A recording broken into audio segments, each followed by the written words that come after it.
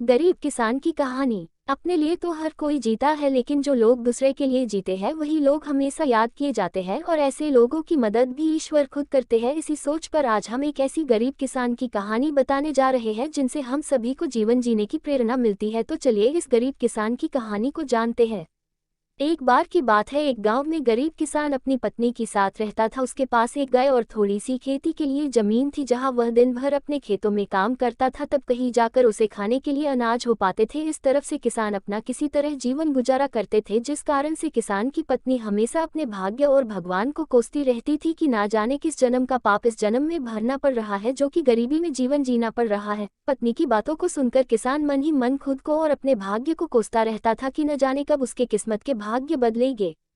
एक दिन की बात है, दोपहर का समय था। किसान खेतों से आकर अपने घर पर अपनी पत्नी के साथ खाना खाने जा रहा था कि इतने में एक साधु महाराज भिक्षा मांगते हुए उसके दरवाजे पर पहुंचे और भिक्षा मांगने लगे। तो इतने में किसान घर के बाहर आया और बोला, साधु महाराज, हम सभी पहले से इतने गरीब हैं और किसी तरह अपना जीवन गुजार रहे हैं, और ऐसे में हम आपको कहां से दान दे? हमारा साथ तो ऊपर वाला भी छोड़ चुका है। गरीब किसान की बात सुनकर साधु महाराज उसकी स्थिति को समझ चुके थे और बोले, क्या तुम सच में अपने को गरीब मानते हो? ईश्वर पर से तुम्हारा विश्वास उठ गया है ना?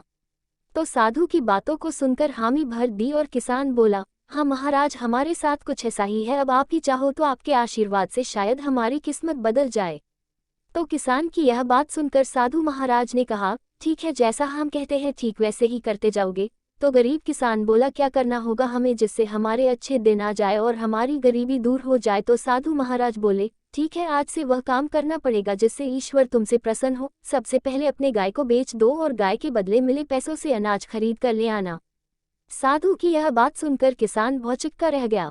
उसके पास अपनी खेत की जमीन और एक यही गाय तो सहारा है, इसे भी बेच देगा तो फिर करेगा क्या? तो साधु उसे समझाते हुए बोले, अगर मेरे बताए हुए रास्ते पर चलने से तुम्हारा कुछ भी नुकसान होता है तो उसकी भरपाई मैं कर दूंगा। अब जो कहता हूँ वैसा करते जाओ। तो किसान फिर आधे अधूरे मन से डरते डरते अपनी गाय को बेच आया और उन मिले पैसों से खाने पीने का राशन ले आया।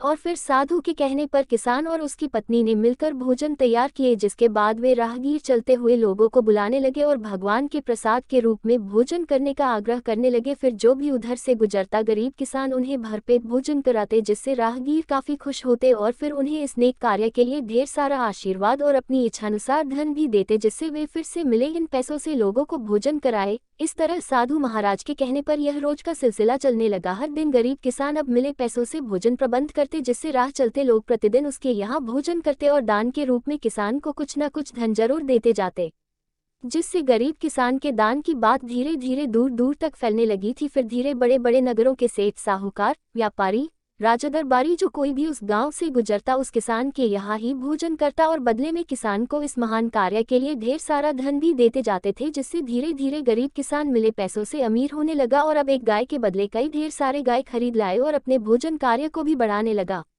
अब किसान मन ही मन खुश होने लगा था, उसे अपने बदलते किस्मत पर भी भरोसा होने लगा था, जिसे देखकर साधु महाराज किसान का हाल पूछते हुए बोले, अब बताओ, तुम भी वही गरीब किसान हो, यहाँ भी दिन रात मेहनत करते हो और ईश्वर के बताए गए पुण्य के मार्ग पर चलते हुए लोगों को भोजन कराते हो, जिससे अब ईश्वर भी तुमसे प्रसन्न है।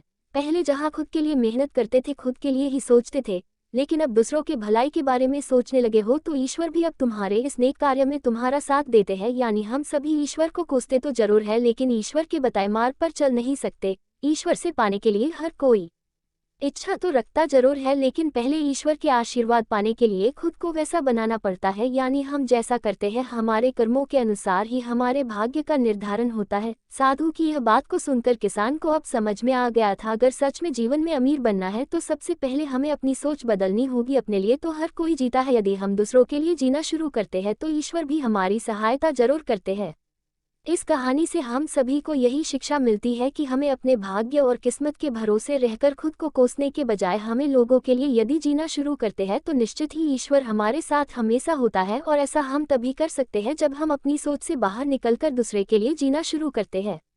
हमारे समाज में ऐसे अनेक महापुरुषों के उदाहरण मिल जाएंगे, तो कि इस समाज के लिए जिए, जिस कारण से उन्हें हर कोई जानता है। जो सिर्फ अपने लिए जीते हैं वे अपने जीवन को एक निश्चित ही दायरे में जिक्र चले जाते हैं, फिर उनके बाद उन्हें कोई नहीं याद करता। जबकि जो लोग समाज के लिए जीते हैं वे इतिहास बनाकर भले ही इस दुनिया से चले जाते हो, लेकिन वे हमेशा ही सबके लिए में याद रहते हैं।